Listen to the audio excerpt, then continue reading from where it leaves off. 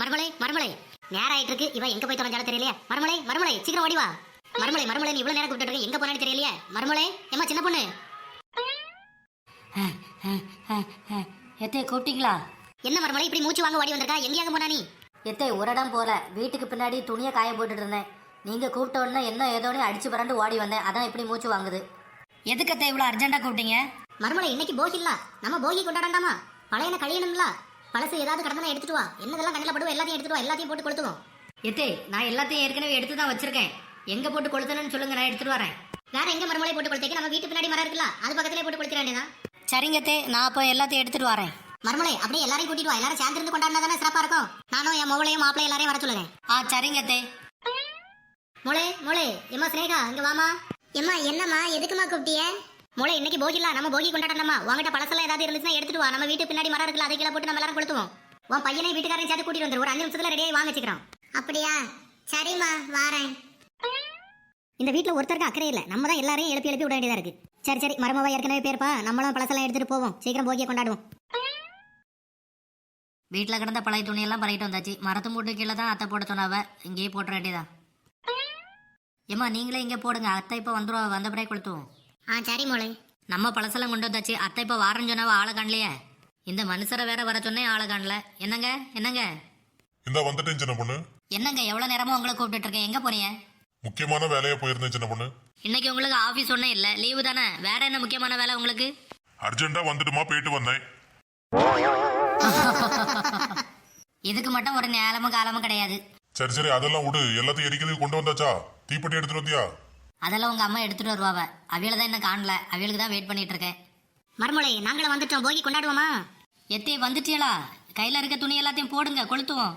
போட்டுருவோம் மறுமலை. சரி சரி எத்தே தீப்பெட்டி எடுத்து கொளுத்துங்க, போகியை தொடங்குவோம். மறுமலை நீ தீப்பெட்டி எடுத்துட்டு வரலையா? நீ எடுத்துட்டு வந்துரு பண்ணில, நான் வந்தேன். என்னத்தே நீங்க தானே எடுத்துட்டு வரேன்னு சொன்னீங்க. நான் இப்ப மறுமலை சொன்னேன். வீடு என்ன 50 கிலோமீட்டர் தள்ளியா இருக்கு. யாராவது ஒரு ஆள் வீட்டுக்கு போய் தீப்பெட்டி எடுத்துட்டு வாங்களேன். ஆமா ஆமா யாராவது போய் சீக்கிரம் எடுத்துட்டு வாங்க. ஐ ஜாலி, நாங்க போகி கொண்டாட போறோமே. என்னங்க வீட்டுக்குள்ள போய் தீப்பெட்டி மட்டும் எடுத்துட்டு வந்துடுறீங்களா? சரி சின்ன பொண்ணு இந்த எடுத்துட்டு வரேன். இந்த சின்ன பொண்ணு தீப்பெட்டி. எத்தே தீப்பெட்டி தாங்க, உங்க கையில நீங்களே கொளுத்துங்க. இருக்கட்டும் மறுமலை, யார் கொளுத்தனா என்ன? நீயே கொளுத்து. அப்படியா? சரிங்க தே, அப்ப நானே கொளுத்துறேன். தீக்குச்சியை கொளுத்தியாச்சு, துணிக்கு மேல போட்டு எரிச்சிட வேண்டியதான். அண்ணி என்ன தீக்குச்சியை வச்சு யோசிச்சுட்டு இருக்கிறிய? போடுங்க, அப்பதானே எரியும். இந்த போட்டுருவோம் சனேகா.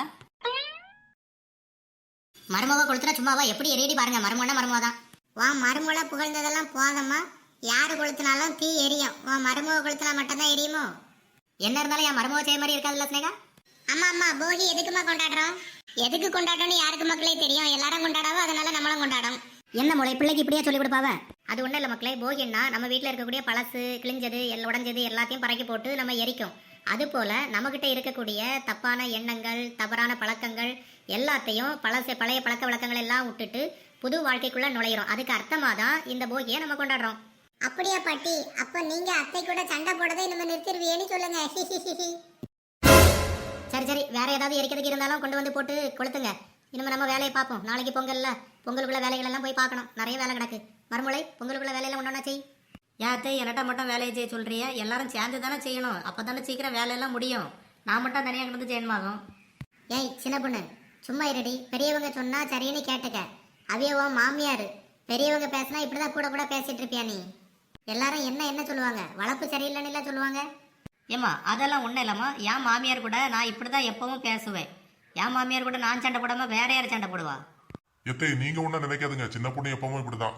சரி சரி அரட்டை அடிச்சாலாம் போதும், போங்க போய் பொங்கலுக்குள்ள வேலையெல்லாம் பார்ப்போம். மறுபடியும் முக்கியமான இடத்துக்கு போகணும்னு சொல்லிட்டு போயிடறாங்க.